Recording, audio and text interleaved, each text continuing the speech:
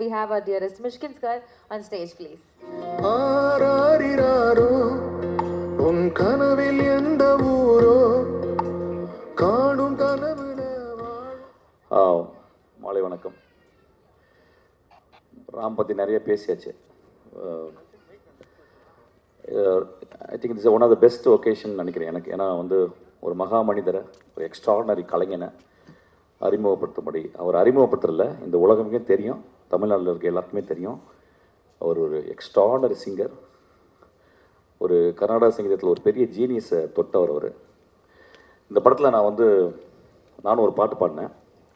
இப்போ பாட்டு பாடும்போது ஒரு டியூன் போட்டுகிட்டே இருந்தாங்க. டியூன்னா ஒரு பாட்டு கேட்டுச்சு. நான் உடனே என் தம்பிட்டு திரும்பிட்டே இதை சஞ்சய் பாடினா நல்லாயிருக்கும் அப்படின்னு சொன்னேன்.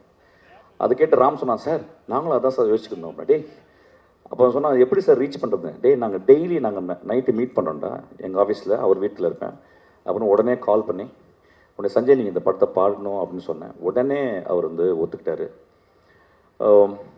சஞ்சய் பற்றி எனக்கு சொல்கிற அளவுக்கு எனக்கு அவருடைய இசை ஞானம் எனக்கு இல்லை. ஆனால் ஒரு சின்ன ஒரு விஷயம் சொல்கிறேன். இன்றைக்கி காலையில்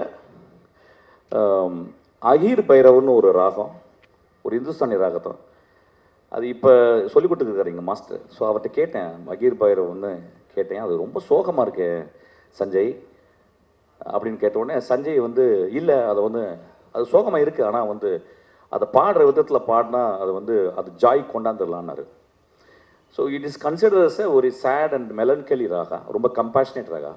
ஆனால் ஒரு ஆளுமை என்ன சொல்லுதுன்னா, அது ஒட்டுமொத்தமாக இது வரைக்கும் பாடின அந்த ராகத்துலேருந்து நான் என்னால் ஜாயாக கூட பாட முடியும்னு அவ்வளோ கான்ஃபிடெண்ட்டாக ஒரு உள்ளத்தின் உண்மையிலிருந்து சொன்ன ஒரு மகா கலைஞனை இந்த மேடையில் அழைக்கிறது ரொம்ப நான் சந்தோஷப்படுறேன்.